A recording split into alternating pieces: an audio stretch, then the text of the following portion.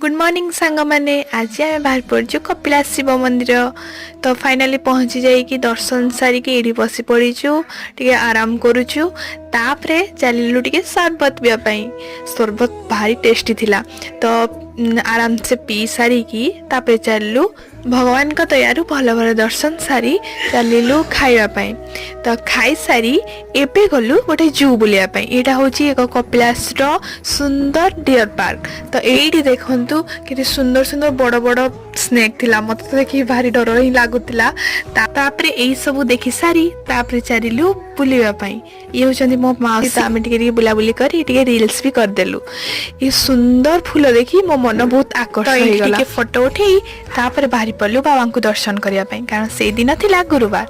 तो मंदिर चारिपाख बुलाबुली सारी तापर बाहरलु घर को जावाई। तो वीडियो भल लगी लाइक एंड शेयर करेंगे। जय जगन्नाथ।